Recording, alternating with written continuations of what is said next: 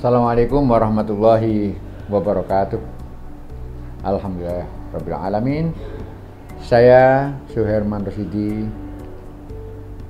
dosen Departemen Ekonomi Syariah, Fakultas Ekonomi dan Bisnis Universitas Airlangga. Mudah-mudahan perkenalan ini membawa manfaat yang besar. Assalamualaikum warahmatullahi wabarakatuh. Waalaikumsalam warahmatullahi wabarakatuh. Alhamdulillah. Begini Pak, jadi ini saya ingin bertanya kepada Bapak tentang beberapa hal tentang riba dan bunga dalam perekonomian itu seperti apa. Karena saya ini masih penasaran Pak, apakah riba itu identik dengan bunga, apakah bunga itu identik dengan riba. Nah, pertanyaan pertama saya, sebenarnya riba itu apa sih Pak? Alhamdulillah ya, riba itu jelas-jelas dinyatakan haram di dalam Islam. Dan jelas dan pasti. Persoalannya sekarang riba itu apa? Apakah identik dengan bunga? Ya. Ada banyak kejahatan yang disampaikan yang terdapat dalam Quran, misalnya mencuri, ya, minum minuman keras, berjudi. Dalam itu ada dalam Quran, tapi semuanya tidak didefinisikan.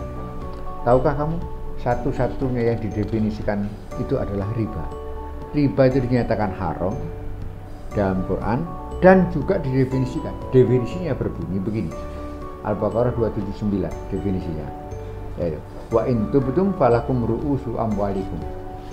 Jika kamu bertaubat dari riba, maka yang menjadi hakmu hanyalah pokok hartamu saja.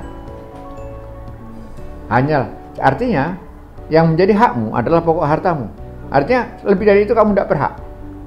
Jelasnya, ya, kalau Anda memberi saya hutang Rp1.000, maka ketika saya mengembalikan, yang kamu berhak menerimanya hanyalah 1.000 itu. Yang selain itu tidak.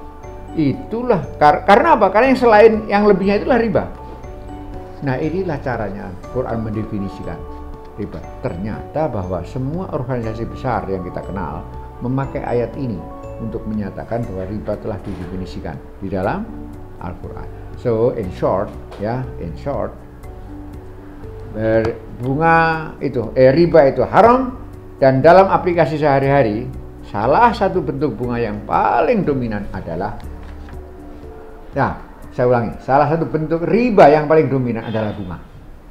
Berarti seperti bunga yang kita kenal di perbankan saat ini tuh haram Pak? Oh yes, bunga bank, bunga obligasi, bunga gadai, bunga asuransi, bunga koperasi simpan pinjam, seluruhnya sama. Gejalanya pun sama. Kalau kita pinjam 1.000, kembalinya 1.200, 1.100. Meskipun bunga itu untuk kita pinjamkan kepada seseorang yang sangat-sangat membutuhkan dan untuk kebaikan, itu pun juga haram. Iya, untuk kebaikan gimana? Seperti apa? Misalkan dia untuk membangun usahanya kembali, itu kan penting untuk menghidupi keluarganya Pak. Yes, tetap haram. Karena, mengapa haram? Karena akadnya, kontraknya hutang. Dalam Islam, hutang itu hanya mempunyai satu bentuk, yaitu tolong-menolong. Membisniskan hutang tidak dikenal dalam Islam. Hutang bukan bisnis. Nah, kalau memang dia mau berbisnis, membesarkan usahanya yang bangkrut tadi itu, dia bisa menempuh cara lain, yaitu kerjasama dengan pihak pemilik dana. Kerjasama. Nanti kalau kerjasama itu yang dibagikan untuk berdua adalah hasil laba kalau ada. Itulah yang namanya bagi hasil. Jadi di sini benar-benar bunga itu sangat dilarang di Al-Quran, ya. meskipun itu untuk Bukan saja sangat dilarang ya, ancamannya pun sangat keras. Karena Allah mengatakan wa man ata faulaika ashabun nari hum fiha khalidun. Barang siapa yang terus bertransaksi dengan riba, maka dia itu adalah penghuni neraka, mereka kekal di dalamnya. Nah, untuk yang menggunakan bunga ataupun riba itu tadi Pak, siapa saja sih orang-orangnya yang mungkin berdosa Pak? Karena kan kita nggak tahu seperti di perbankan ataukah itu tellernya ikut menanggung dosa atau bagaimana, padahal kan dia sebenarnya tidak tahu apa-apa tentang bunga tersebut ketika itu haram. Oh, bahwa itu haram gitu ya? Ya. Begini, kalau orang tidak tahu gimana Pak bahwa itu haram? Ya. Iya. Saya dan Anda ini tidak pernah membaca buku KUHP, Undang-Undang Hukum Pidana. Pernah baca? Belum pernah. Saya juga belum. Saya juga belum. Tapi kalau saya maling, pasti ditangkap berdasarkan kitab itu. Walaupun saya belum pernah baca.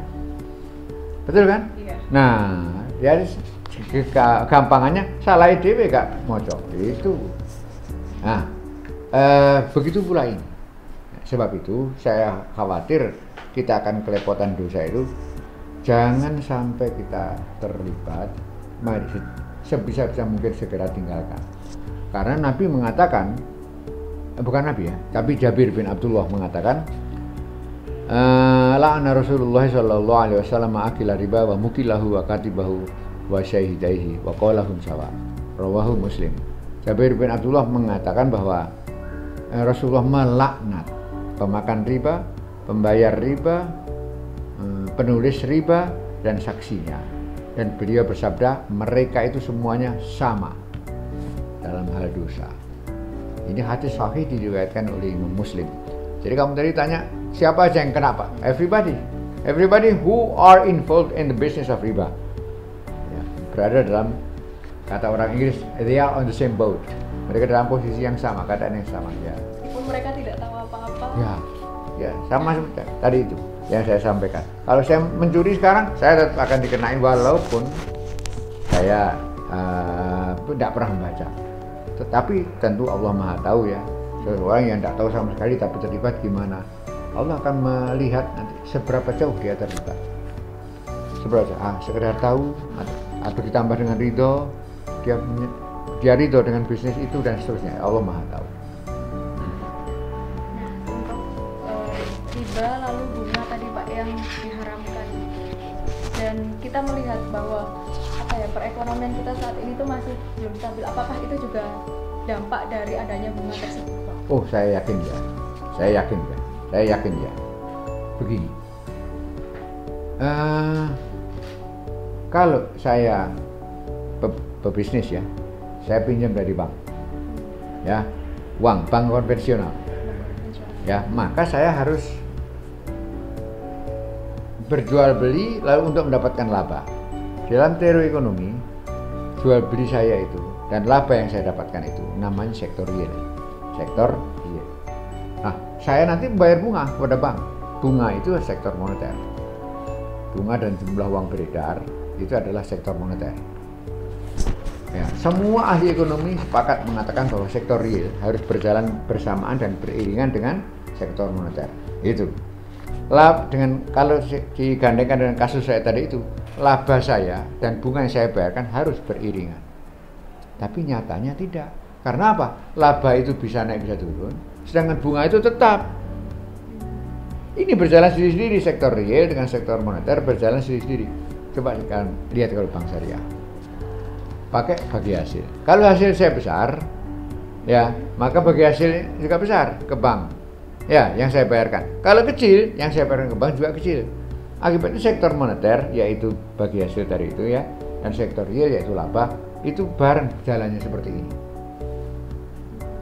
Hanya dengan cara Islam, maka sektor moneter bareng berjalan dengan sektor real yang dicita-citakan oleh semua ahli ekonomi.